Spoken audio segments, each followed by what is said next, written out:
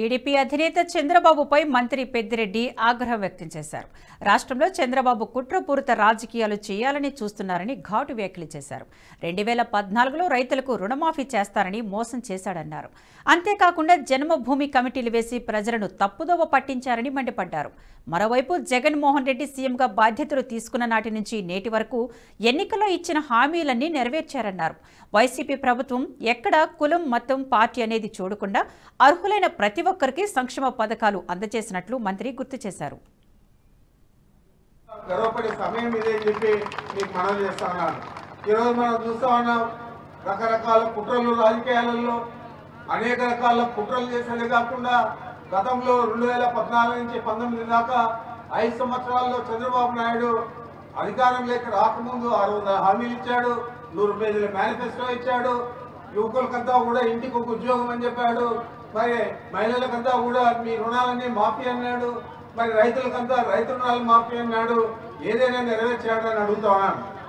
కేవలం జన్మభూమి కమిటీలు పెట్టుకొని ఆ కమిటీల ద్వారా ఇచ్చే 1వ ఇల్లు కానీ 1వ పెన్షన్ కానీ వారికి కావాల్సిన వాళ్ళకి ఇచ్చుకున్నారు తప్ప మరి ప్రజలకు సంక్షేమం పాలన అనేది అందించాడని అడుగుతా ఉన్నాను. మనం ఆ రోజుల్లోనే కృష్ణదేవరాయలు చేస్తే ఈ రోజు ఇంకా బాగా మనకు టెక్నాలజీ పెరిగింది, అవకాశాలు ఎక్కువగా ఉన్నాయి.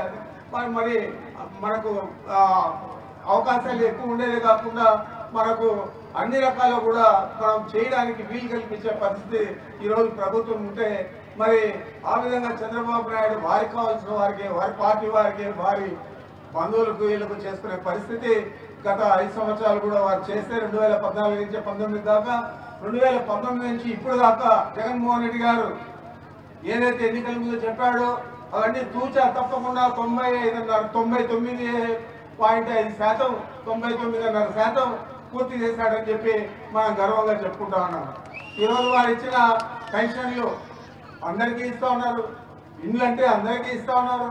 దాదాపు మన నియోజకవర్గంలోనే. ఈ వీడియో మీకు నచ్చినట్టయితే లైక్ చేయండి, 10 మందికి షేర్ చేయండి. అలాగే కామెంట్ల రూపంలో మీ అభిప్రాయాలను మాతో పంచుకోండి. Nationalist hub group of channels ను సబ్స్క్రైబ్ చేసుకుని తెలుగునాట జాతీయవాద జర్నలిజాన్ని ప్రోత్సహించండి. ఈ వీడియో కింద ఉన్న బెల్ ఐకాన్ పై క్లిక్ చేయడం మర్చిపోవద్దు.